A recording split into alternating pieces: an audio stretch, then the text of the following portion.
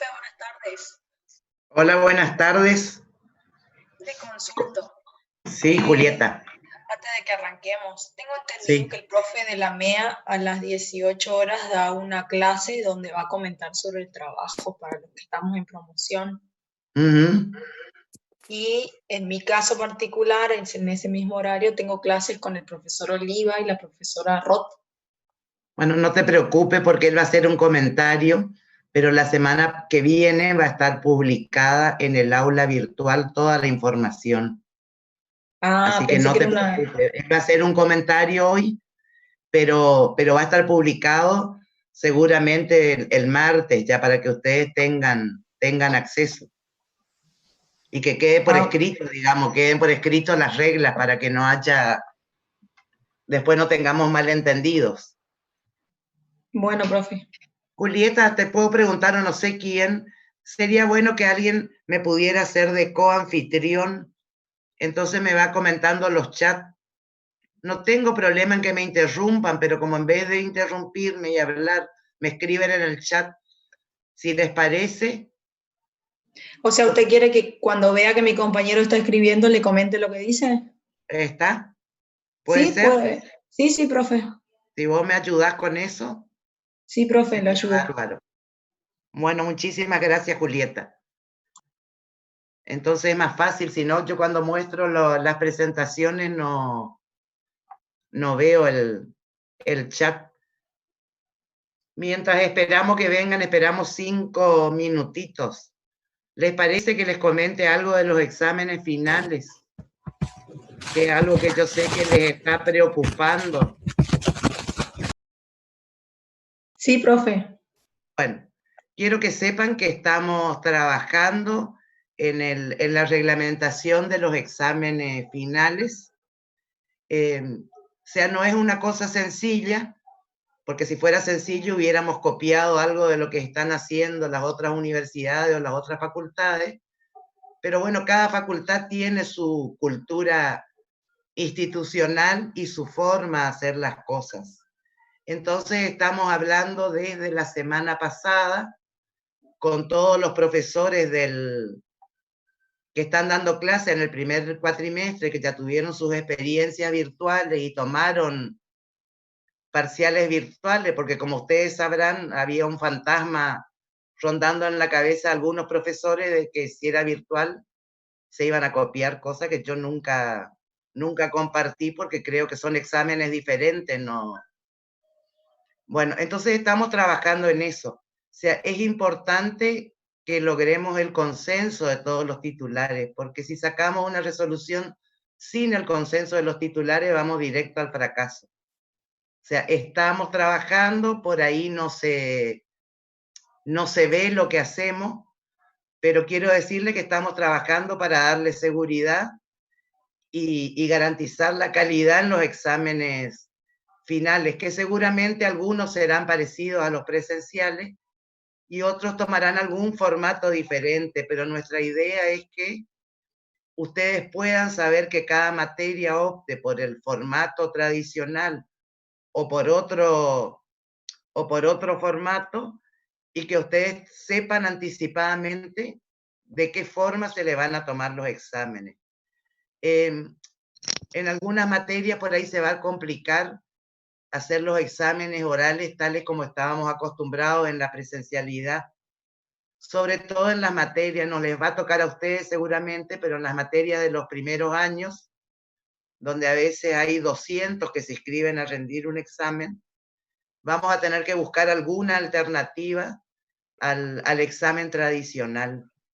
Y lo que estamos haciendo eso es analizando las diferentes alternativas para ponerlas a consideración de los profesores titulares y asegurarnos de arrancar con éxito, digamos, que no copiar algo que están haciendo el otro lado sin el acuerdo, que es una cosa que la verdad que están, los profesores que ya pasaron por los parciales están muy predispuestos para tomar los exámenes finales. O sea que no se preocupen, por ahí no se ve el trabajo que estamos haciendo, pero hace 15 días que estamos trabajando no solo en la redacción del documento, sino en lograr acuerdo con los profesores para que no tengamos problemas en la toma de los exámenes. Quería comentarles eso porque sé que las redes están ardiendo con ese tema, y bueno, a nosotros también nos llegan, vemos los comentarios que hacen.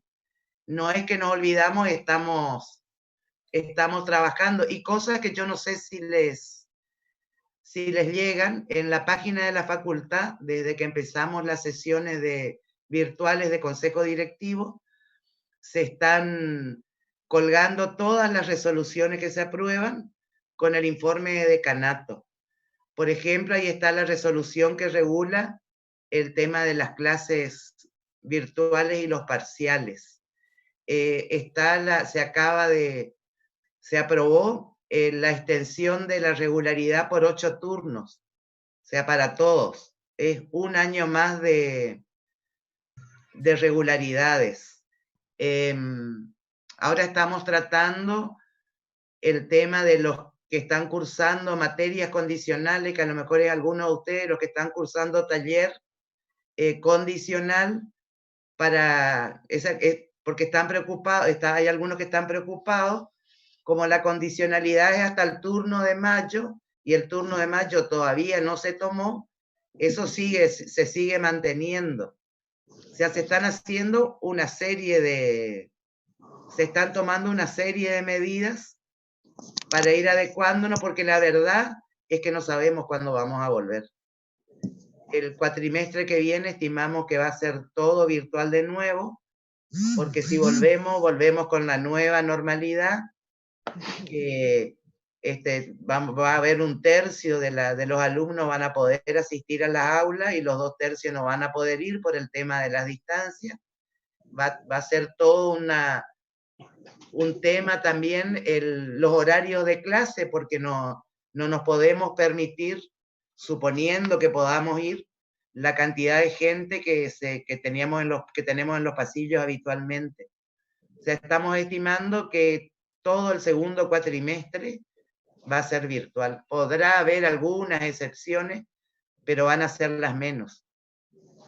Agregado a esto, que ustedes deben saber, hay un decreto de necesidad y urgencia que exime a personas que reúnen determinadas condiciones. Entonces ya muchos no docentes están haciendo teletrabajo desde su casa, es un porcentaje importante, y hay algunos que si volvemos a la normalidad seguramente van a trabajar de la misma manera porque están comprendidos. Y lo mismo pasa con los docentes, o sea, hay docentes que sí podrán ir a dar clases, y otros que están comprendidos en ese decreto seguirán dando las clases virtuales. Así que lo más probable es que el 90% o más de las actividades sigan siendo como en este primer cuatrimestre. O sea, con la ventaja de que ya tenemos nosotros pasamos abruptamente a la virtualidad y ellos tienen tiempo para prepararse, o sea que no van a tener todos esos problemas, esos 15 días de arranque y ajuste que tuvimos nosotros, porque se va a dar de otra manera. Bueno, eso les quería comentar, no sé si tienen alguna duda, alguna pregunta que les pueda... Yo, profe, tengo una consulta. ¿Sí? Respecto al régimen de regularidad, las 2 materias que se exigen por año. No, miren, yo les cuento. Rectorado sacó una resolución eximiendo del régimen de regularidad a los alumnos del año pasado, del 2019. O sea que este año no salió todavía, esas son cuestiones que resuelve el Consejo Superior, pero yo les diría 100% seguro que va a salir, porque si salió el año pasado que no nos había pasado nada, imagínense este año. Seguro que sí. Bueno, no sé si tienen alguna duda más. Si no, arrancamos con el... con el tema del día. ¿Les parece? Perdón, yo ingresé tarde. Yo le hago una consulta. Sí, Pablo. ¿Dijo algo de las mesas de mayo? ¿Va a haber mesas o no? Va a haber mesas, no van a ser las de mayo, no se van a tomar seguramente en este cuatrimestre. Pero estamos trabajando en eso, eso es lo que le estaba comentando, Pablo. Ajá, Que no podemos tomar una resolución de otra facultad o de otra universidad y aplicarla totalmente. Nosotros tenemos nuestra propia cultura institucional y tenemos que adecuarnos a eso, y en eso estamos trabajando. Claro. O sea, no se preocupen porque van a tener todas las mesas. Yo estimo que la mayoría, por ahí podemos hacer algo, pero en principio estaríamos hablando de agosto. Ok. Porque ahora se nos extendió el cuatrimestre hasta fines de julio. Claro. O sea, estamos viendo a ver si hay algo así como mesas especiales que pudiéramos hacer y que a la vez sirvan como prueba piloto, pero eso está muy verde todavía. Lo que sí estamos trabajando es en la reglamentación para poder arrancar con las mesas. Ok, muchas gracias. No, de nada. Profe, una consulta. Sí, Pablo. En agosto, que sería la mesa de mayo, Sí. ¿ya podríamos rendir Sí. finanzas si regularizamos en este cuatrimestre? Sí, bien, sí. Bien. Sí, porque si corremos las mesas, o sea, lo importante es la cantidad de mesas. ¿Está? Bien. Sí, gracias. O sea, no, si nos ponemos con esas cosas nos vamos a meter en un lío, Pablo, que va a ser toda Sí, otra profe, historia. sí, No, está pero bien. mire, si a la mesa de julio la llevan a diciembre, ya me voy a olvidar todo para rendir esta materia. No. No, la idea es empezar a habilitar y que tengan la misma cantidad de mesas. ¿Está? Gracias, profe. Bueno, y Muchas comentarle que los que estaban, o sea, las regularidades se extienden para todos. Es un año completo de regularidades para las que se regularizan en este cuatrimestre, eso me olvidé de comentarles, son 4 turnos más. O sea, es el año que tienen, el año y poquito que tienen habitualmente, más 4 turnos. O sea, Finanza, en vez de vencerle en marzo del 2022, les vencería en septiembre del 2022. Profe, en algún momento. Esperemos que no lleguen ahí, yo quiero que se reciban antes. Sí, Julieta. Sí, profe, todos queremos eso. En algún momento, o cuando termine de dar la clase, ¿puede más o menos o no está estipulado una fecha de entrega para el trabajo? Porque no sé a los demás, pero a mí me asusta mucho el trabajo para la promoción y no sé. No, el trabajo van a tener que entregar a fines de junio, antes del parcial. Antes de rendir el parcial, pero no te asustes porque es una cosa que podés hacer.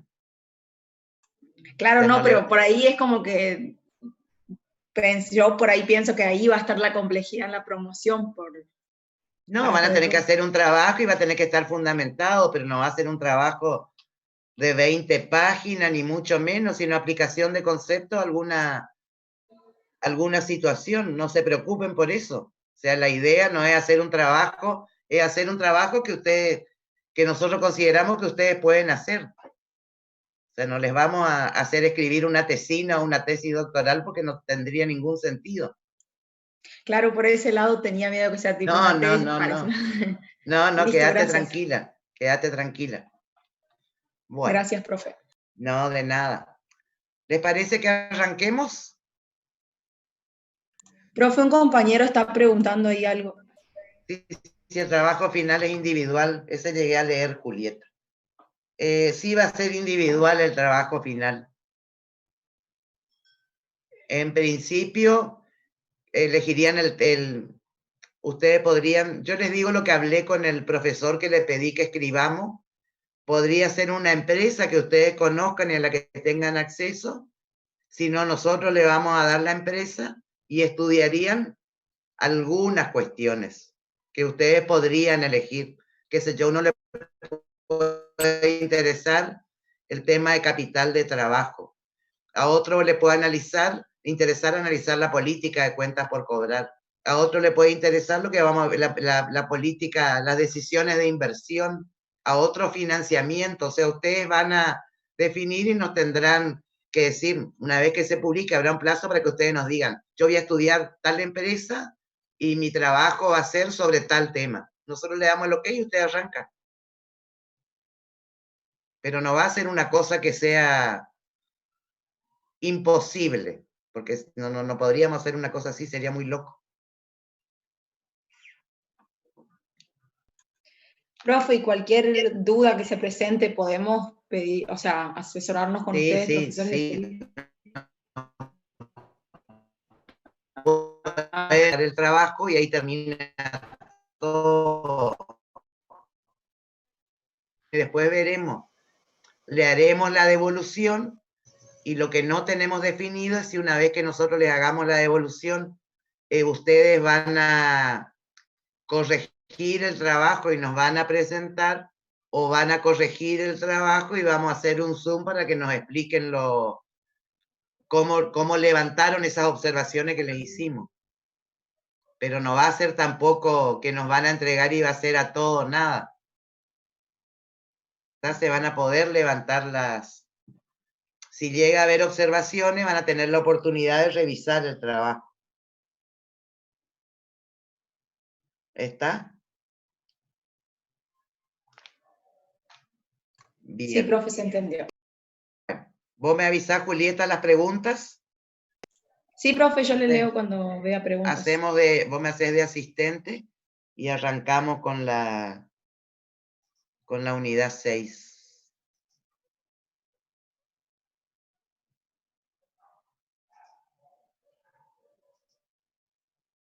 A ver. Bueno.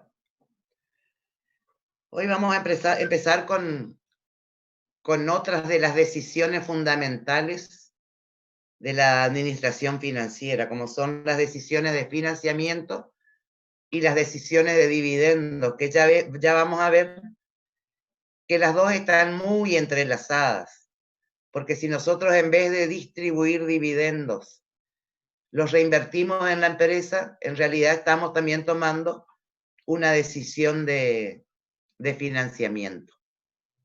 Bueno, vamos a ver conceptos de estructura de financiamiento y clasificación de la fuente. Vamos a empezar por el concepto.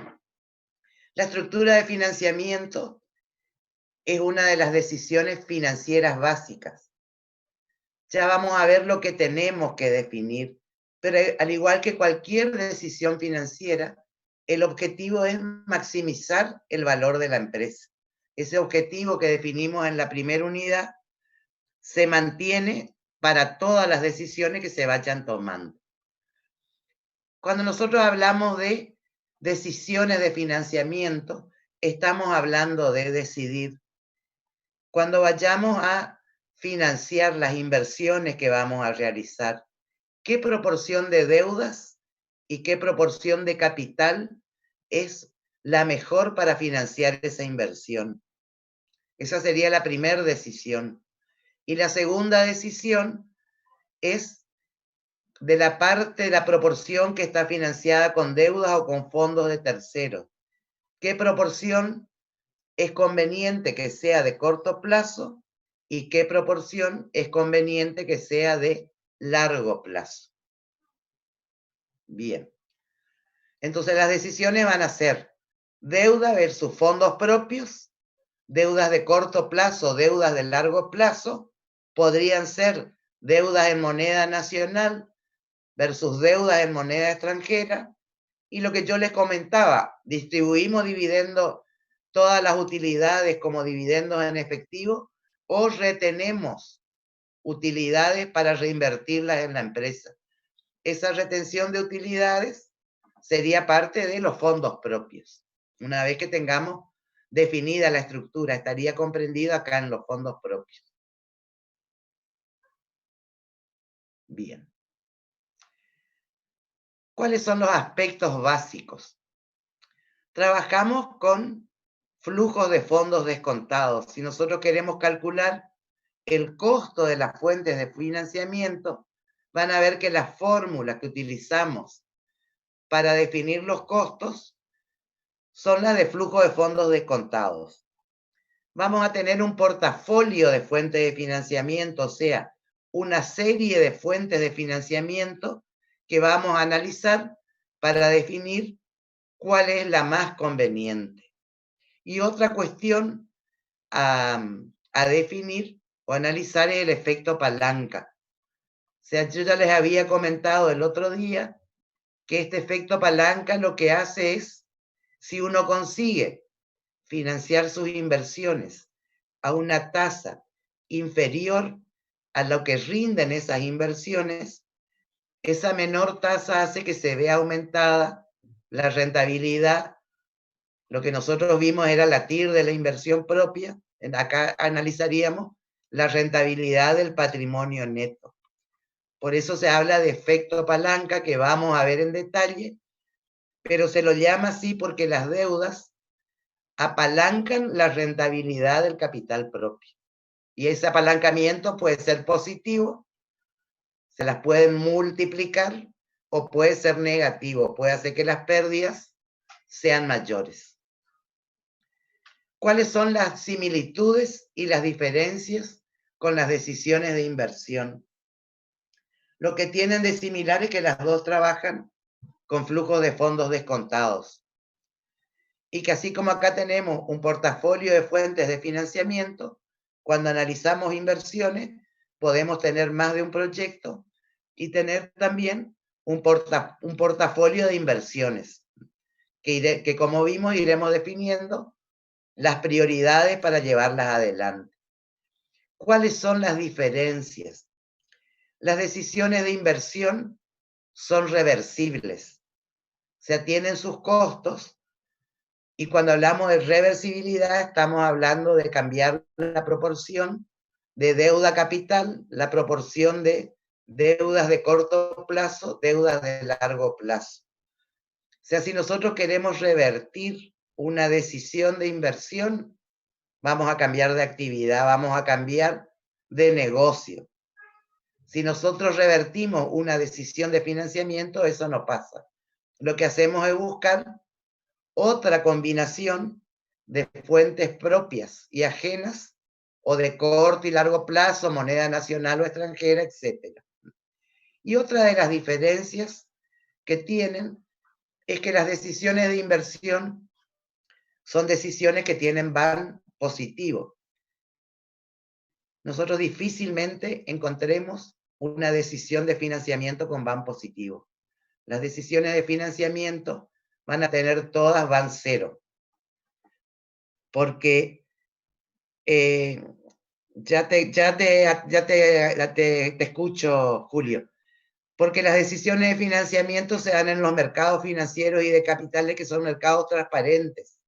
Entonces es difícil que alguna decisión que uno tome tenga un van positivo. Te escucho, Julio. Con respecto a la reversibilidad, sí. Un ejemplo podría ser, como pasó acá, digamos, de un boliche que había acá en Corrientes, en Rivera. Ahora los dueños cambiaron el negocio, digamos, lo quieren hacer un supermercado.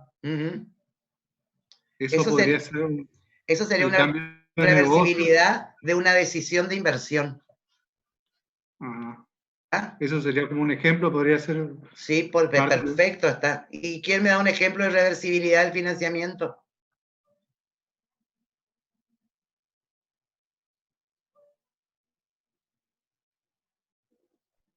¿Qué se les ocurre que estamos viviendo y viendo todos los días en la tele y leyendo en los diarios? Podría ser el famoso puré financiero. ¿El qué? Perdón, al que llaman el puré financiero. No sé a qué llaman el puré financiero, pero si me contás. Portafolio, o sea que no hay fuente de financiación. No. La renegociación de la deuda. La renegociación de la deuda se están revirtiendo una decisión de financiamiento.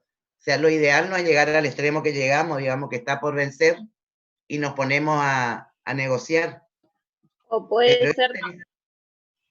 Sí, Macarena. Sí, puede ser también otro ejemplo la política que se está dando con las tarjetas de crédito como un periodo de gracia para el pago de las tarjetas de crédito. No, Creo no, que no, no. ¿o no? No, no, porque no es eso. O sea, vos cuando tomás una decisión de financiamiento estamos hablando de financiamos con fondos propios o con fondos de terceros. Imagínense que tenemos el boliche que se va a convertir a... Bueno, no vamos a de conversión a una actividad y nosotros tenemos definido que tenemos, nuestra estructura es 60% de capital propio, 40% de deuda, ¿sí? Si nosotros queremos crecer, una vez que tenemos definida la estructura de financiamiento, todas las fuentes que conseguimos tendrían que mantener esa proporción. Tendríamos que conseguir capital propio para seguir financiando el 60% y capital ajeno para seguir financiando esos incrementos que se van dando. Pero nosotros podríamos revisar nuestras decisiones y decir, no, esto así no nos conviene, analizamos los costos, esto no va así, vamos a hacer 50 y 50. Y dentro del 50, de las deudas de la financiación de terceros, que antes era 20 de corto plazo y 20 de largo plazo, o sea, mitad y mitad, cambiamos también esa proporción. O sea, cuando hablamos de reversibilidad estamos hablando de eso. Nosotros acá vamos a definir en qué proporción tiene que participar el capital propio y las deudas de terceros en la financiación de una inversión. Y esas decisiones son decisiones estratégicas, son decisiones de largo plazo, que las vamos a revisar como revisamos todo, para ver si funcionan. Y a lo mejor dentro de 4 años nos damos cuenta que lo que definimos no es lo conveniente, que hay que buscar otra combinación de capital propio y capital de tercero que sea más adecuada, o definir otra combinación de deudas a corto plazo y deudas a largo plazo. ¿Se ve? Claro, sí hace referencia a la composición del Exacto. capital, no a la decisión, no al periodo, o sea, no a modificaciones que se pueden dar en los créditos, no, en los contratos. No. Claro, está bien, profe. El hecho de que un proveedor, si hablamos de deuda de corto plazo, te extienda el periodo medio de pago, no va a cambiar la estructura. ¿Está? Bueno, seguimos entonces. Fíjense, acá tenemos un préstamo de 40.000 pesos con una tasa de interés que tiene IVA, que tiene gastos administrativos. Está hecho por sistema alemán para que sea más fácil de calcular y de mirar, y tiene estipulado el plazo. A ver si. Bien. Entonces, este sería el cuadro que ustedes aprendieron a hacer en matemática financiera. Tenemos el capital, los intereses sobre el saldo adeudado, amortizaciones constantes porque es sistema alemán, el IVA sobre los intereses, la cuota que es la suma de los intereses. ¿Alguna duda con el cuadro este de préstamos? No, profe. Bien, seguimos entonces. Fíjense cuál sería el costo financiero total. O sea, yo para calcular el costo financiero total, en el momento cero en realidad no recibo los 40.000 pesos. Recibo los 40.000 pesos menos el 3% de los gastos administrativos. Y en la cuota, tengo la cuota,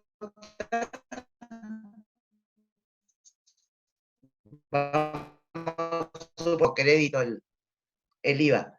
Tengo la cuota que tiene interés, capital e IVA.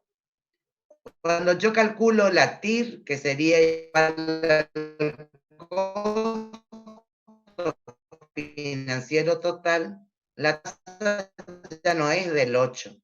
Y para determinar este costo es que tenemos que construir los flujos de fondo. No nos sirve el cuadro de evolución del crédito. El cuadro de evolución del crédito nos sirve para determinar qué cuota vamos a pagar en cada uno de los periodos. Costo financiero total. Bien. Vamos a ver la clasificación de las fuentes. Esta sería una clasificación de las fuentes. Ya vamos a ir desarrollándola en Profe, detalle. le quiero hacer una consulta. ¿Cómo no? Con respecto a la composición eso, deuda capital. Sí. Siempre en los prácticos se usa la teoría, o sea, se hace un supuesto de que todas las inversiones o todos los proyectos de inversión de la empresa tienen la misma composición de capital extranjero, ajeno y capital propio. Pero, ¿qué pasaría en la realidad si una empresa tiene diferentes composiciones de capital financieramente? ¿Qué le pasaría? No, es que no va a tener, porque nosotros vamos a ver ahora cómo determinar cuál es ese costo. O sea, un costo que le vamos a llamar costo medio ponderado, porque es el costo de toda la fuente, incluido el capital propio. ¿Sí? Lo que yo le pregunto, o sea, las empresas entonces, ¿todas se manejan con una sola estructura de capital? ¿Siempre tienen la misma? De financiamiento, sí, tendrían que definir una estructura de financiamiento óptima. Ah, ¿sí? ok. Y mantener esa estructura de financiamiento a lo largo del tiempo. Lo que sí pueden hacer es cambiar, en algún momento pueden revisar y cambiar esa estructura de financiamiento. Es mucho más fácil que cambiar una decisión de inversión, porque la decisión de inversión sería cambiar de negocio, cambiar de actividad. Claro, en cambio, acá no cambias de actividad, cambias la composición de tu financiamiento. Ah, ok. Muchas Más gracias. o menos, me parece que no te convence mucho. No, sí entendí. Bueno, no, porque ahora vamos a ir viendo más y van a ir. Ah, ok. Van a ir, y si no, volvemos a ver, no hay ningún problema. Porque si ustedes no entienden, no es culpa de ustedes, sino culpa mía que no me explico bien. Bueno, vamos a la clasificación.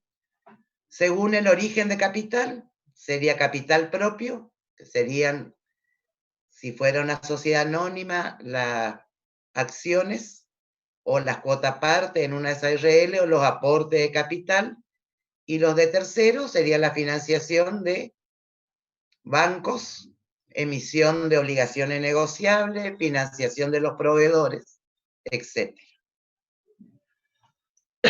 Según el tipo de garantías, o sea, vamos desde el préstamo en una cuenta corriente comercial, que normalmente esa es una fuente de financiamiento espontánea, son las que nos ofrecen nuestros proveedores. En general no requieren de ningún tipo de garantía, en general suelen ser sin garantía, y eso acuérdense que no quiere decir que no tengan costo. O sea, acá es donde aparecen esos descuentos por pronto pago de los que habíamos hablado. Pueden ser préstamos documentados. ¿Y cómo se les ocurre? A ver, cuéntenme qué se les ocurre de los préstamos documentados. ¿Cuáles podrían ser, por ejemplo? Un pagaré, un cheque. Exacto, un cheque de pago diferido, un pagaré, una letra de cambio si fuera una operación de comercio exterior. Muy bien, Julieta. ¿Y los prendarios también conocen? Sí. O sea, lo que estaríamos ahí poniendo en garantía de la operación sería un bien mueble. Puede ser un vehículo, puede ser una máquina, etc. Ahí serían las constituciones de prendas o hipoteca. Exacto, esos serían los hipotecarios. Prendas sobre bienes muebles, hipotecas sobre bienes inmuebles. Y después tenemos con garantía de warrants. Ustedes saben lo que son los warrants. Cuéntenme.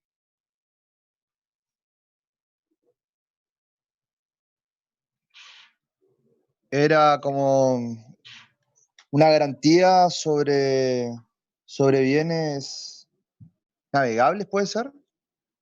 Fungibles. Agropecuarios, profesora. Pueden ser bienes agropecuarios en realidad. Hay empresas que se dedican a hacer warrant. Entonces, una es la parte agropecuaria, el tema de los granos. Uno podría ir a una empresa que hace warrant, depositar su arroz, por ejemplo, y porque no le interesa venderlo en este momento, y con el certificado de warrant que le da la empresa, uno va a una entidad financiera y ofrece ese warrant en garantía de un préstamo. Podrían ser mercaderías, podrían ser comestibles, por supuesto que tienen que ser no perecederos, enlatados, por ejemplo. Podrían ser electrodomésticos. ¿Está? Cuando uno en un determinado momento tiene un exceso de producción y nos está vendiendo, podría ser este tipo de operación y con la garantía que le dan las empresas que hacen warrant, obtener financiamiento. Bien, seguimos. Podría ser también con aval de acciones o títulos de terceros en el mercado de capitales. Eso sería una caución de títulos. Si yo tengo acciones propias o tengo acciones de terceros y estoy pasando por un momento de ahogo financiero, podría ir al mercado de capitales, ofrecer esos bienes en garantía para que me anticipen fondos. Está, por supuesto que todas estas operaciones de las que estamos hablando tienen interés porque nos están adelantando fondos. En este caso, normalmente, si a la fecha hay una cláusula que si a la fecha del vencimiento nosotros no rescatamos esas acciones que pueden ser propias o de terceros, las acciones pasan a propiedad del que hizo la operación con nosotros. Podría ser con aval de créditos a cobrar o flujos de fondos futuros, fideicomiso o titulización de activos. Es lo que hacen las empresas de electrodoméstico o las empresas de tarjeta de crédito que financian a plazo. Se hacen fideicomisos y esos fideicomisos son una garantía, se pueden utilizar como garantía para obtener fondos de terceros. O se pueden vender en la bolsa y obtener directamente los fondos, el dinero, y esas operaciones se van a ir cancelando a medida que vayamos cobrando la financiación que otorgamos. Podría ser con aval de sociedades de garantías recíprocas. Esto ya vamos a hablar más adelante, pero son sociedades a las que se adhieren las pequeñas y medianas empresas para obtener préstamos a la misma tasa que las empresas de primera línea, o poder realizar operaciones en el mercado de capitales, no de manera individual, sino a través de esa sociedad que ya tiene las habilitaciones pertinentes. O podrían ser con otro tipo de avales. Según existan o no intermediarios, cuando nosotros hablamos de créditos otorgados por los proveedores o emitir cheque de pago diferido, estamos hablando de operaciones en las que no intervienen terceros, nada más que nosotros y los que nos están financiando, que en general son los proveedores, o podría ser alguien que nos venda alguna máquina o algún equipo, pero es financiación directa. O podría ser con intermediarios, que sería el caso de realizar operaciones a través de entidades financieras, que ustedes ya saben que reciben fondos de las unidades excedentarias, que invierten a plazo fijo, por ejemplo, y las prestan a las deficitarias, a las empresas podría ser, o en el mercado de capitales, donde se encuentran compradores y vendedores, pero hay siempre un agente que intermedie. Según el ámbito donde se originan, podrían ser las comerciales, que en general surgen de la propia operatoria de la empresa, con entidades financieras o en el mercado de capitales. Esto no tiene mayores secretos. Y después podrían ser dentro del balance o fuera de la hoja del balance. O sea, dentro del balance es todas las financiaciones que aparecen en el estado de situación patrimonial. Y fuera del balance podría ser un fideicomiso al que nosotros le vendimos nuestras cuentas por cobrar. Entonces van a desaparecer de las cuentas por cobrar de la empresa y a cambio de eso vamos a obtener una financiación por ese fideicomiso. Eso sería fuera del balance porque de esta manera no se vería esa operación mirando el estado de situación patrimonial de la empresa. Podría aparecer en las notas, pero no directamente en el estado de situación patrimonial. Bueno, con esto terminamos el punto 1. Y vamos al punto 2 si les parece. Vamos a ver el costo del capital. Este costo de capital que vamos a determinar en esta unidad es la tasa que nos va a permitir descontar el flujo de fondos de la inversión total. Por eso hablamos, este va a ser el denominador de nuestro BAN, la tasa que vamos a utilizar para descontar. Por eso hablamos de maximizar de decisiones que agregan valor. Nosotros para tener el BAN máximo, además de tener buenos flujos de fondos, tendríamos que trabajar en tener la menor tasa de descuento posible. O sea, acá generar valor va a ser tratar de trabajar con un costo del capital que sea mínimo. Y esa única tasa nos va a reflejar, como yo les decía, el costo de todas las inversiones de la empresa. O sea, acá no va a quedar ninguna fuente afuera. Podemos decir que esa tasa va a ser el rendimiento mínimo requerido, porque es la tasa, si eso es lo que nos cuestan la financiación de nuestros activos, no tendríamos que llevar a cabo ninguna inversión que nos rindiera menos de lo que nos cuesta financiarla. Es un principio básico. Entonces va a ser el rendimiento mínimo requerido para una inversión de riesgo similar. Esto siempre va a aparecer en todas las decisiones financieras. Y ese rendimiento mínimo tiene que ser la retribución a las distintas fuentes de financiamiento, buscando que los inversores mantengan su interés, porque si no se van a ir de nuestra empresa a invertir sus fondos en otro lado, no vamos a conseguir fondos de terceros en el mercado de capitales o en el mercado financiero, y de esa manera no vamos a conseguir que aumente el valor de la empresa. O sea, esto es un equilibrio. Y lo que van a ver que lo que nosotros decimos que para la empresa es un costo, si nos ponemos del otro lado, del lado del que está invirtiendo en la empresa, sea el accionista o sean los terceros, para ellos eso es una rentabilidad.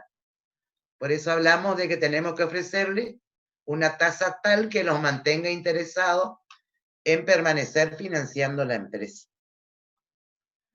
Bueno, ¿cuáles son los factores determinantes? Y acá vamos a analizar estos 4 factores determinantes. Y vamos a empezar por las condiciones económicas. El tema de las condiciones económicas tiene que ver con la oferta y la demanda de dinero. O sea, ¿qué pasa cuando la oferta de dinero supera la demanda de dinero? A ver, los de la licenciatura en economía que manejan estos temas, que nos cuenten.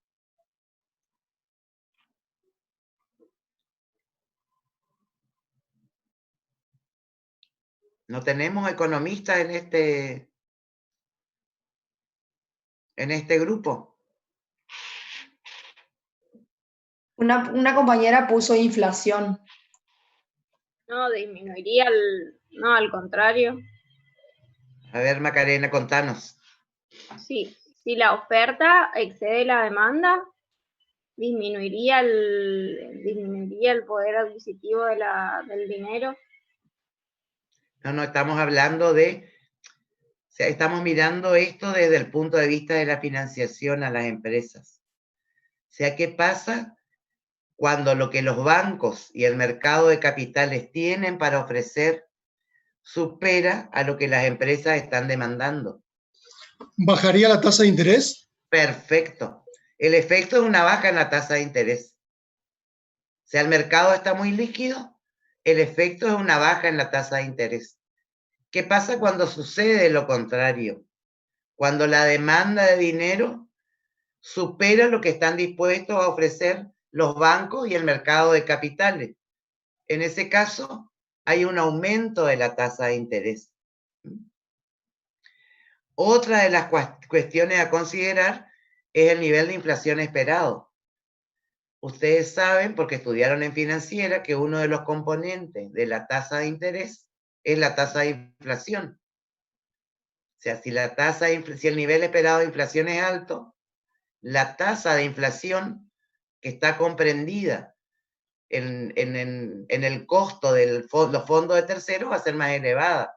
También va a ser más elevado, por supuesto, el rendimiento que pretenden los accionistas, porque todos van a querer tener ganancias en términos reales. Y otra cuestión es el riesgo país. O sea, el riesgo país, y fíjense, el riesgo país es algo también que nos afecta a todos, porque el riesgo país hace que se eleven la tasa de interés para toda la economía argentina. O sea, una suba de un 1% en el riesgo país implica un aumento de las tasas en general. A este tipo de riesgos en finanzas se lo llama riesgo sistemático o riesgo no diversificable, porque este riesgo corresponde a la situación de la economía del país en su conjunto. Y si nosotros realizamos la actividad en este país, no hay forma de escapar a esto. ¿Está? Son riesgos que surgen por realizar las operaciones acá y no en otro país. Después están las condiciones del mercado. Y esto ya tiene que ver con el sector de actividad en el que se desempeña la empresa. Y está más relacionado con la empresa. Es una prima por riesgo empresa, ¿sí? Y afecta en general a todas las empresas del sector de la misma manera. Y la otra cuestión son las condiciones operativas y financieras. Ustedes saben que en las empresas hay dos tipos de riesgo. Uno es el riesgo operativo. Eso está relacionado con el resultado operativo que obtiene la empresa. O sea, la empresa, nosotros podemos hacer un estudio de los últimos 5 o 10 años de la empresa, sacar una utilidad promedio y calcular el desvío estándar para ver la variabilidad promedio que tiene esa empresa. O sea, es un análisis que hacen en el sistema financiero. Porque yo puedo tener dos empresas que tengan la misma utilidad promedio, pero una es muy estable en sus utilidades y la otra es muy variable. Y esto tiene que ver exclusivamente con las cuestiones operativas. O sea, la capacidad de la empresa para generar resultados o flujos después de cubrir sus costos operativos. Y después aparece el riesgo financiero. Y el riesgo financiero tiene que ver con la estructura de financiamiento adoptada. O sea, qué tasa de interés nos comprometimos a pagar a los terceros que nos están financiando. Porque una vez que nosotros tomamos un préstamo o emitimos una obligación negociable, esos intereses se constituyen para la empresa en un costo fijo más, pero que ya no viene de una decisión de inversión, que es la que define la estructura de costos operativos, sino de una decisión de financiamiento. Y a eso que tiene que ver con la situación particular de cada empresa, se llama riesgo no sistemático o riesgo diversificable. Y ahora vamos a ver un poquito más adelante, pero ya les anticipo, el porqué de estos dos tipos de riesgo. O sea, el riesgo sistemático o no diversificable, cualquier inversor que venga a invertir en la Argentina tiene el riesgo sistemático no diversificable. Ahora, dentro del abanico de posibilidades de inversión que tiene acá, hay empresas que tienen distintas rentabilidades, distintos rendimientos, y que es probable que cuando a un sector le va mal, a otro sector le vaya bien. O sea, esa es una de las formas que hay de invertir en la bolsa de manera de reducir el riesgo, pero también con una reducción de la rentabilidad. O sea, invierto en sectores a los que si a uno le va mal, al otro estoy segura que no. Y eso es lo que se llama el riesgo no sistemático o diversificable. Porque si un inversor pone lo que se dice vulgarmente, pone los huevos en distintas canastas, lo que está haciendo es diversificarse y reducir este riesgo. Por supuesto que reducción de riesgo implica reducción de rentabilidad. Bien. Y la otra cuestión es la cantidad de financiación. O sea, ¿cuánta financiación de terceros vamos a tener?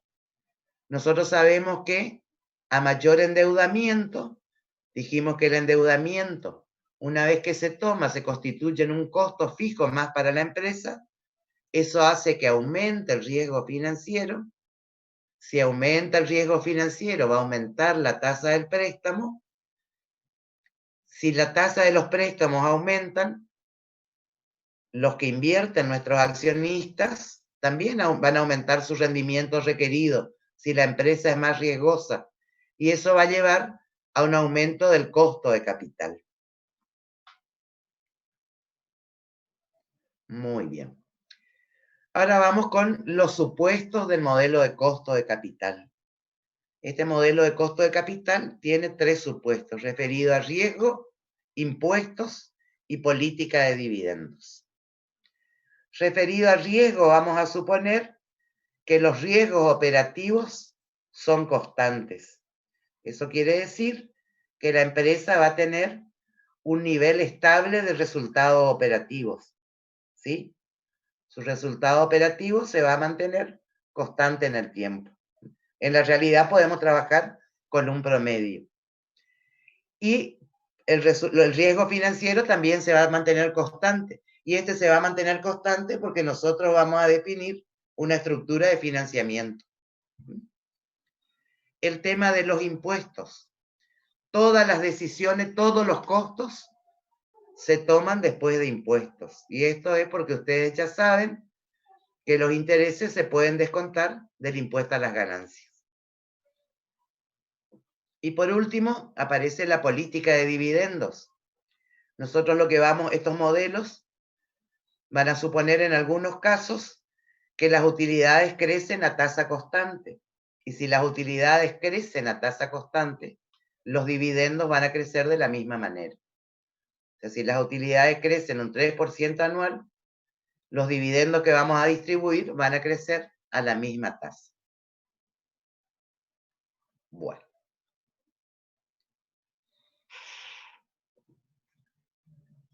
Nosotros podemos mirar esto, el costo de capital, desde 2 lugares distintos. Si nosotros lo miramos desde el lado de la inversión, que es lo que estuvimos analizando en la unidad anterior, lo que va a representar para las decisiones de inversión es la tasa de rendimiento mínima requerida para llevar adelante la inversión. Esta tasa de rendimiento mínima es la que nos va a permitir calcular el VAN y la TIR. O sea, es con la que vamos a calcular el BAN y contra la que vamos a calcular la TIR. No tendríamos que tomar ninguna decisión que no cumpla con cubrir esta tasa mínima de rendimiento requerida. O podríamos mirarlo desde el punto de vista del financiamiento. Lo que para la inversión es una tasa mínima, cuando nosotros definimos financiamiento, lo que vamos a decir es que vamos a buscar aquella estructura de capital que minimice los costos. O sea, es lo mismo mirado desde dos lugares distintos. Vamos a analizar cada una de las fuentes. Entonces,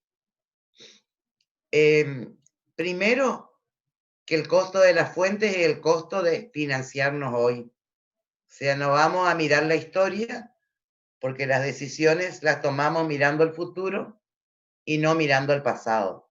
¿Está? O sea, tenemos que ver cuáles son los costos en el mercado financiero y en el mercado de capitales hoy. ¿Cuáles son las fuentes de financiamiento? Tenemos las deudas a largo plazo. No se incluyen las deudas a corto plazo porque eso entra a considerarse dentro del capital de trabajo. Están neteadas ahí y son las decisiones que ya analizamos respecto a la financiación del capital de trabajo. El costo de las acciones ordinarias, el costo de las acciones preferidas y el costo de retener utilidades en lugar de distribuirlas como dividendos. Entonces vamos a empezar con el costo de la deuda. Esta sería la fórmula, o sea, el K sub D sería la tasa que nos iguala el préstamo que nos dieron con los pagos que tenemos que hacer. Sería ese costo financiero total que les mostraba hoy y que se iguala a lo que recibimos efectivamente. Ese costo de la deuda nosotros lo vamos a considerar después de impuestos. Repito el ejemplo del otro día. Si el costo de la deuda es del 10%, o sea, la tasa de la deuda es del 10%, la tasa efectiva, el costo de la deuda va a ser un 30%. Bien, ¿quién levantó la mano? Julio, te escucho. Sí, Julio. No, K sub I, ¿qué representa? K sub I es el costo de la deuda, K sub D es la tasa que nos cobran.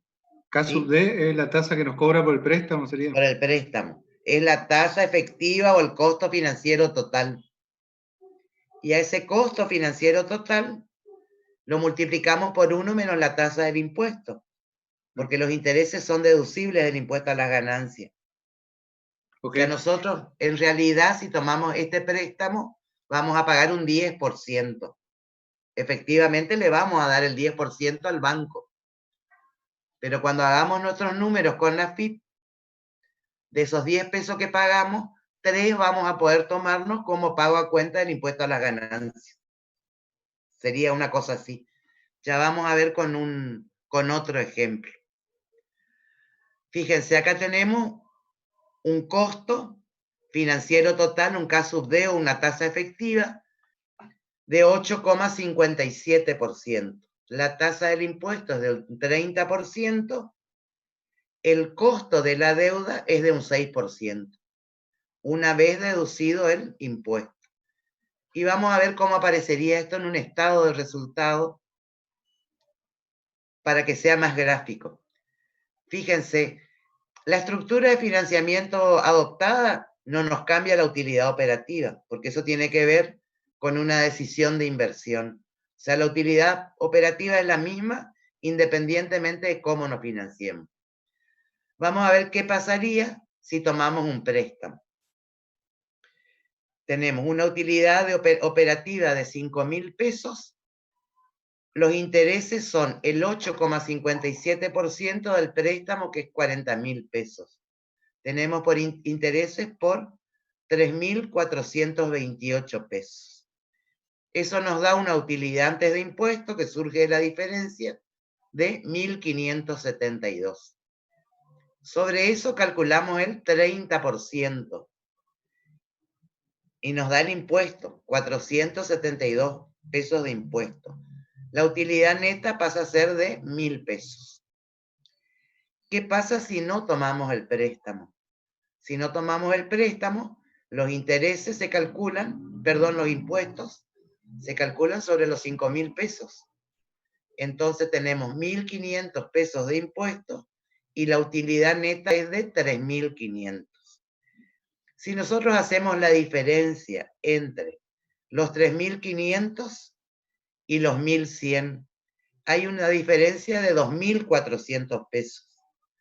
O sea, financiarnos con deuda significa tener 2.400 pesos menos de resultados operativos. Y esos 2.400 pesos se debe a que nos financiamos con fondos de terceros. Justamente el costo de la deuda. Si hacemos 2.400 pesos sobre el total de la deuda, que es 40.000, nos da un 6%. A ese mismo resultado llegamos multiplicando la tasa efectiva o el costo financiero total por 1 menos 0,30. Por supuesto que la última es una forma mucho más fácil de calcular el costo, pero mirando este cuadro me parece que se ve de esas diferencias, para que no sea un acto de fe, digamos, que no me crean porque les estoy contando. Bien. Si estamos bien hasta acá, vamos al costo de las acciones ordinarias. Y acá tenemos 3 formas de calcular el costo de las acciones ordinarias.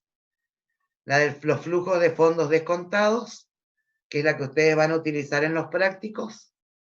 El KPM, que es un modelo de valoración de activos de capital. Y el RILP, que son los riesgos inherentes por deuda de largo plazo. Son distintos modelos para calcular el costo de las acciones ordinarias. Vamos por el primero. Primero vamos a trabajar con dividendos constantes.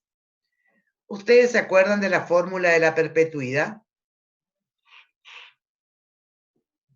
¿Que vieron en matemática financiera? No, yo no me acuerdo. Bueno, voy a tratar de escribirles acá. A ver, pucha, no. Esperen que voy a tratar de escribirles. ¿Reintegrado sobre prestado sería? No, es la de la perpetuidad. Ustedes sabrán disculpar si esto sale medio...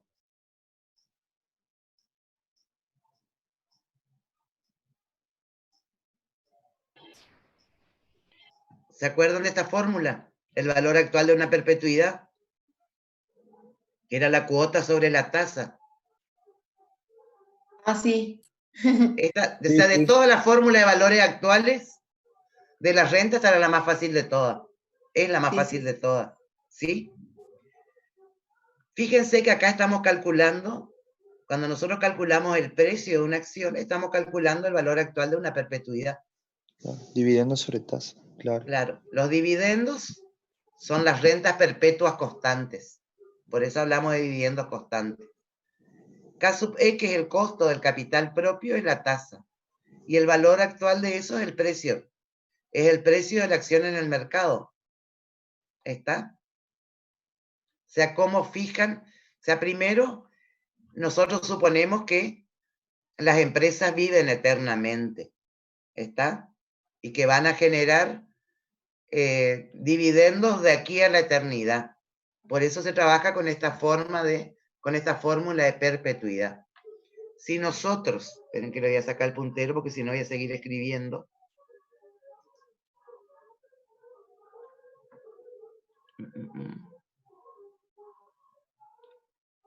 Bueno, vamos a ver cómo vamos con el puntero láser. Si nosotros hacemos pasaje de términos, ¿sí? Pasamos el precio dividiendo y el K sub E al primer término, porque en realidad lo que queremos determinar es esto. ¿Cuánto nos cuesta financiarnos con acciones ordinarias? Lo que tenemos es la fórmula de que el K sub E, el costo de las acciones ordinarias, es igual a la deuda, a los dividendos sobre el precio de la acción hoy. estos dividendos son expectativas. Es los que esperan, los dividendos esperados por los accionistas, y en los libros dice si no se realiza el proyecto. O sea, si la empresa se mantiene en las mismas condiciones que hoy.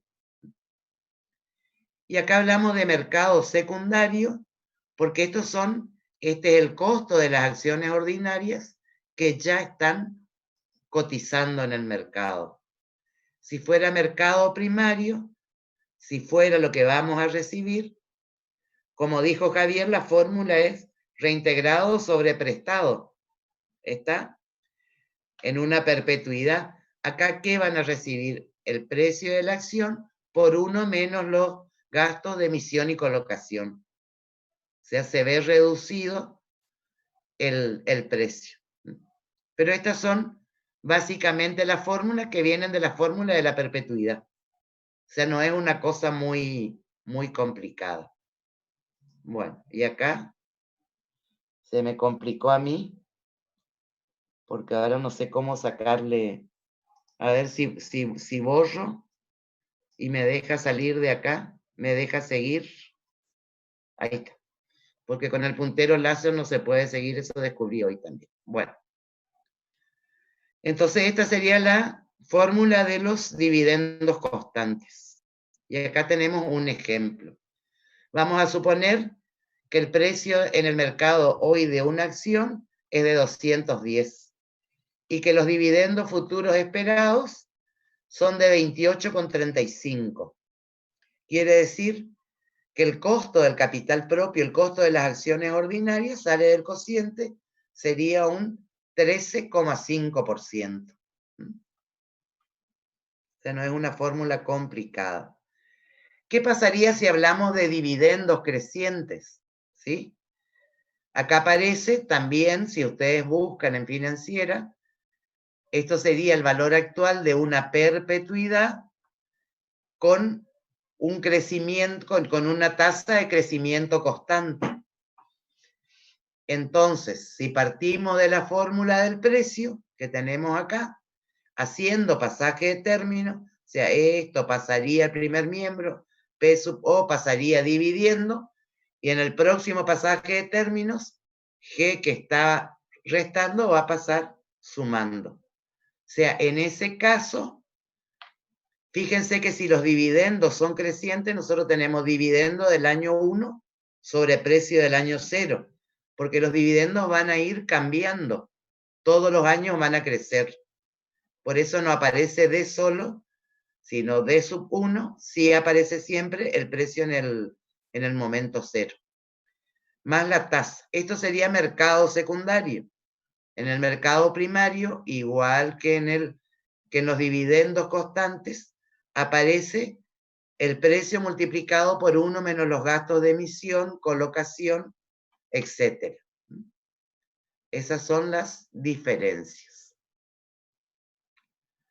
Y acá tenemos un ejemplo de el cálculo del costo de las acciones ordinarias con dividendos crecientes. Acá la novedad es la tasa esa del 3% anual de crecimiento en los dividendos. O sea, el caso E sería 28,35, que son los dividendos del año 1, sobre 210 más el 0,03. Eso hace que de un 13,5, que era el caso de el costo de las acciones ordinarias con dividendos constantes, pasemos al 16,5, que es el costo de las acciones ordinarias, si trabajamos con un modelo que considere los dividendos crecientes.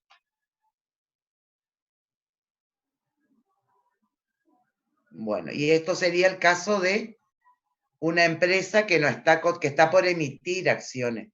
Entonces acá lo que le descontamos es un 5% a lo que recibimos, o sea, no vamos a recibir el precio de la acción, el precio de cotización de la acción, sino eso menos los gastos de emisión y colocación, que es lo que nos van a cobrar los agentes de bolsa por colocar esas acciones en el mercado.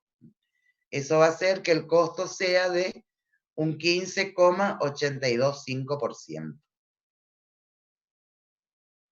Bueno, hasta acá, ¿cómo vamos? Bien, bien. Bueno, seguimos entonces. Vamos al otro modelo, al KPM. Esto tiene que ver un poco con lo que yo les comentaba del riesgo, tiene que ver con lo que les comentaba del riesgo sistemático y del riesgo no sistemático. Relaciona el riesgo de una cartera de inversiones con el rendimiento esperado de esa misma cartera. Entonces, acá aparecen las tasas de las que hablábamos. La tasa de un activo con riesgo, ¿de qué se compone? De una tasa libre de riesgo, que es la tasa de los mercados internacionales, la tasa de los bonos del Tesoro de los Estados Unidos a largo plazo. O sea, por ese motivo, cada vez que se reúne la Reserva Federal, todo el mundo está atento a ver qué decisión toman con las tasas de interés, porque es una tasa que se utiliza como tasa de referencia. Y a esa tasa hay que agregarle la prima por riesgo. Pero es por el riesgo ese sistemático, es por el riesgo que tenemos, es nuestro riesgo país. ¿Está? Bueno, y a eso habría que agregarle la tasa por el riesgo no sistemático diversificable. Fíjense este gráfico.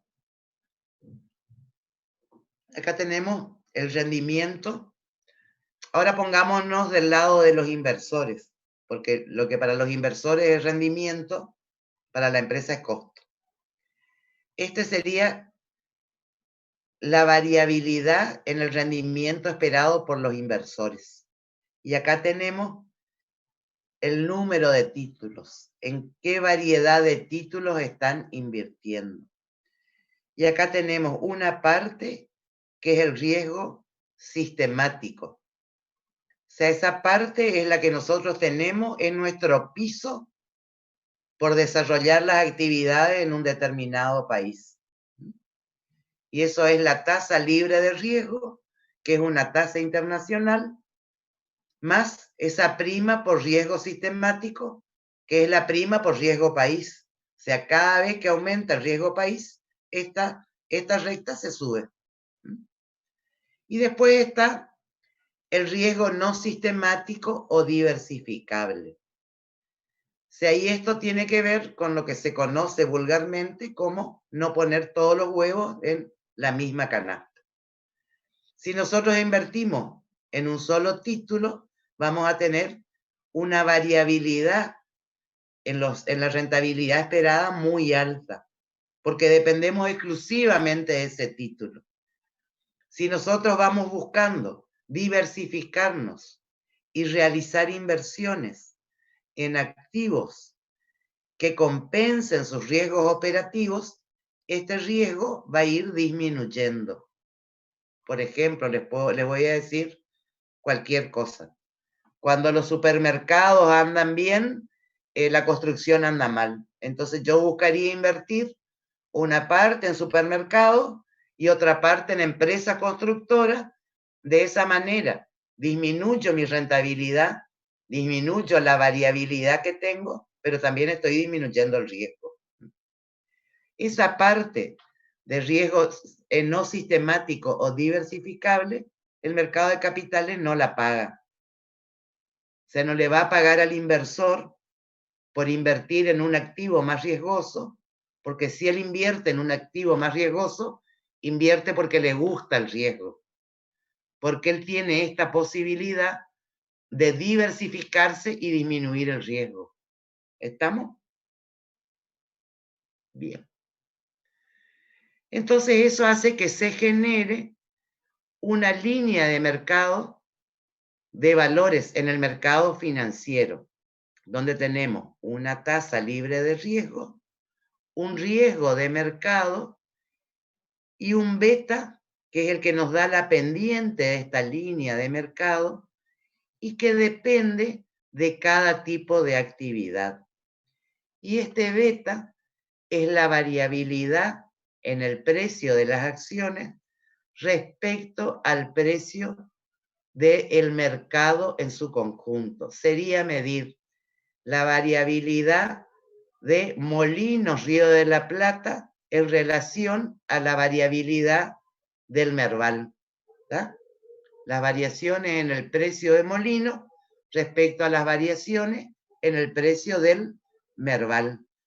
El precio del Merval lo que estaría reflejando sería la variabilidad promedio que tiene nuestro mercado de capitales. Y el beta mediría la variabilidad de un sector de actividad. Los países, bueno, nosotros tenemos primero un mercado de capitales muy chico, donde cotizan muy pocas empresas, y hay sectores que no están representados, entonces es muy complicado determinar ese beta. En las economías desarrolladas, con mercados importantes de capitales, están calculados los betas para cada tipo de actividad. O sea, hay un beta para la actividad ganadera, otro para la arrocera, otro para los supermercados, otro para las empresas constructoras. O sea, esta es información que en otros lugares está disponible. Entonces, ¿cómo determinaríamos el costo del capital propio?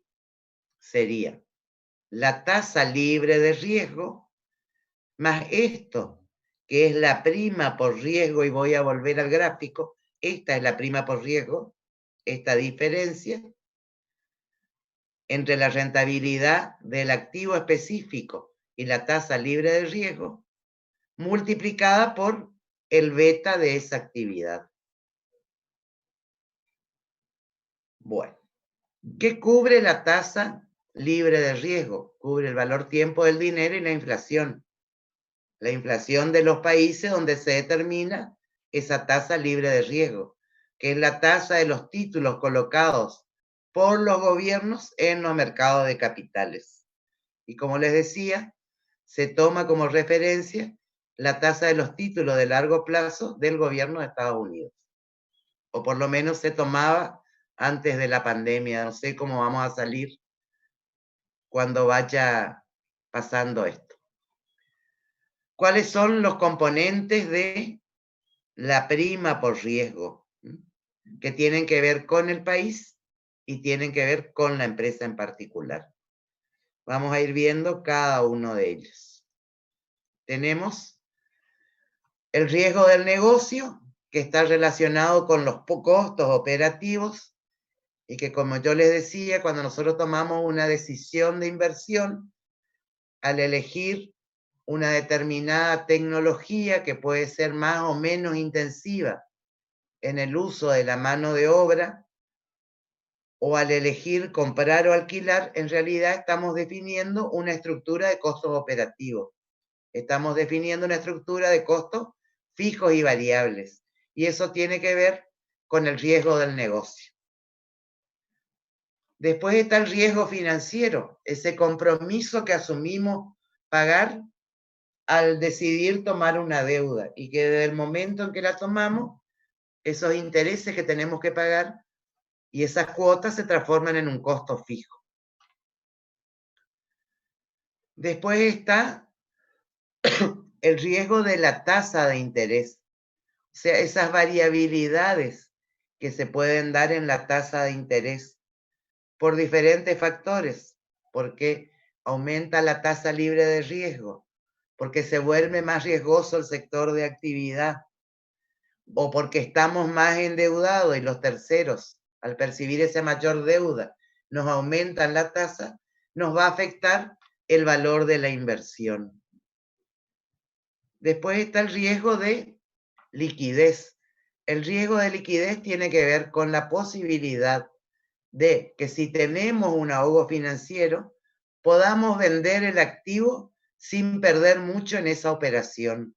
O sea, normalmente cuando uno tiene que liquidar un activo, imagínense en alguien, vamos a hacer un ejemplo casero. Vamos a suponer que estamos por cambiar el auto, ¿sí? Una cosa es prever anticipadamente el cambio del auto y buscar a quién venderle el auto usado, o vamos a vender el auto sin necesidad de comprar otro. Una cosa es vender sin apuro y tratar de conseguir el mejor precio posible, y otra cosa es tener que liquidar ese activo porque necesitamos el efectivo. ¿Cuánto vamos a perder del valor? A eso se refiere el riesgo de liquidez. O sea, si la empresa está en apuro y tiene que liquidar sus activos, ¿cuánto va a recuperar de ese valor? Y por último, el riesgo fiscal, que son los cambios en las leyes impositivas. O sea, nosotros acá tenemos, es una de las tantas cosas que hacen que seamos riesgosos. Es el cambio en las leyes impositivas que hace que uno tome una decisión, y al cambiar una ley impositiva, esa decisión puede dejar de ser la que habíamos tomado, puede dejar de ser la óptima. Y ahí puede ser conveniente definir una reestructuración de la deuda. Imagínense, o sea, empresas que se endeudaron el año pasado y que tomaron préstamos en el exterior. ¿Está? O sea, al tener el impuesto país para la compra de divisas, eso hace que le aumente la tasa de interés, le aumentan los costos. Y esas decisiones que en su momento fueron buenas, ahora la están afectando, y tendría que ver de cómo se reestructura. Por ejemplo, bueno, estas primas por riesgo también están relacionadas con de dónde provienen las fuentes de financiamiento o quién es el emisor de esas acciones o de esas obligaciones negociables. Si son pequeñas o medianas empresas o grandes empresas. En general, las grandes empresas que tienen trayectoria en el mercado de capitales o que llevan muchos años trabajando en el mercado financiero consiguen mejores tasas que las pymes. También va a ser diferente si emitimos acciones o si emitimos obligaciones negociables. ¿Qué es más riesgoso? ¿Una acción o una obligación negociable?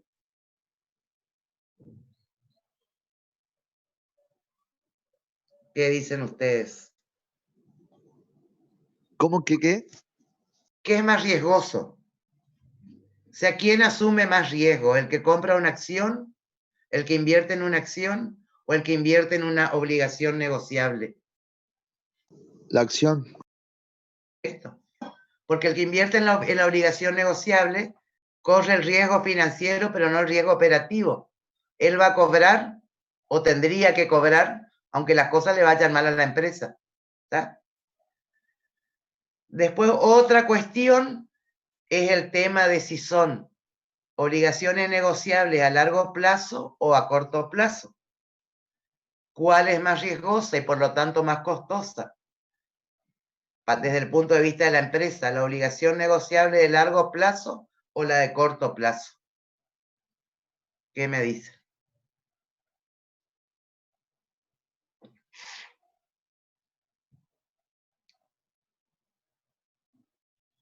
Las de largo plazo, profe.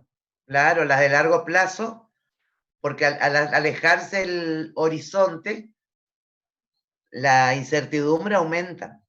¿Tá? Van a ser más, van a tener una tasa mayor y un costo mayor para la empresa, las obligaciones de largo plazo respecto a las de corto plazo, y un mayor rendimiento si lo miramos desde el punto de vista del que compra esas obligaciones negociables.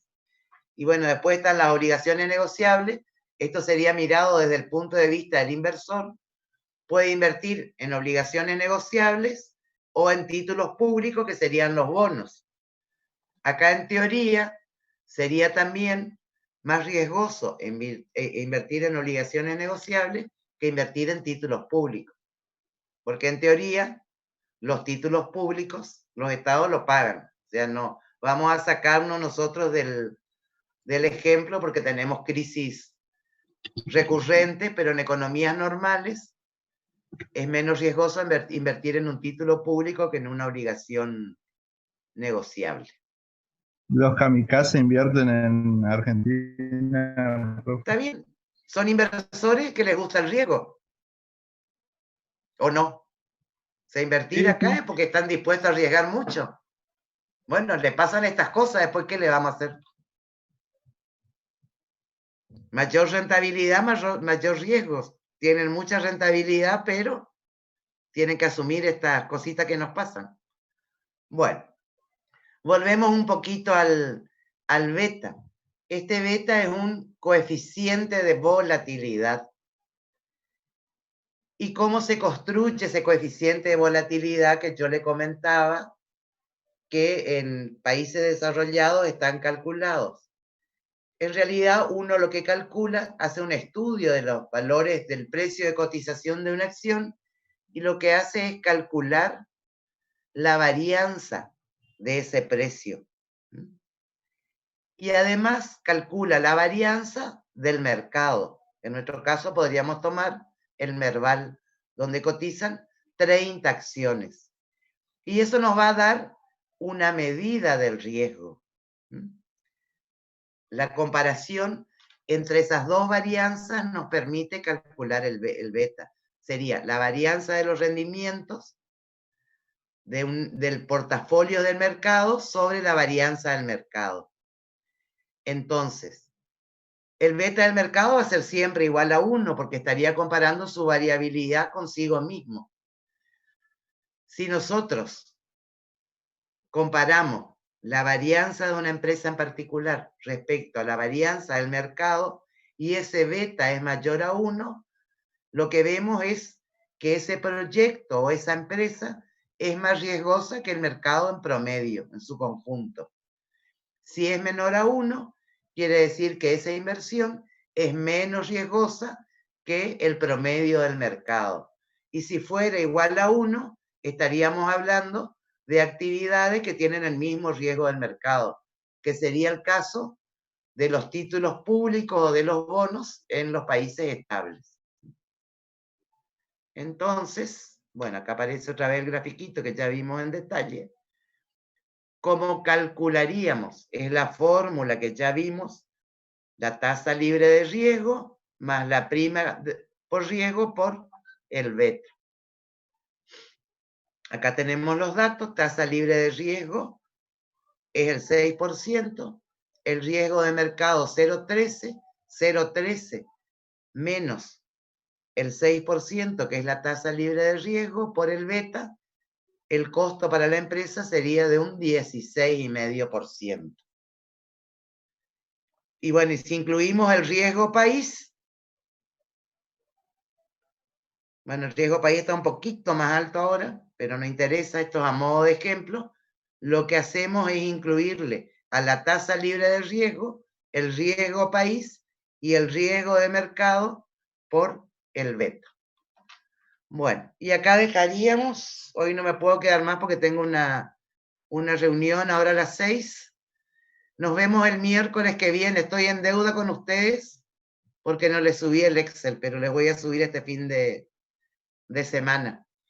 Así que gracias, Julieta, por hacerme de, ¿cómo se llama acá en el Zoom? De coanfitrión. Anfitriona.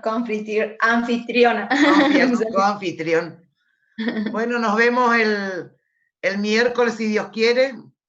Bueno, profe, gracias. Que se manda largo y que pasen bien el Día de la Patria. Gracias, igual profe. usted. Chao, chao. Igualmente, chao, chao. Chao, chao.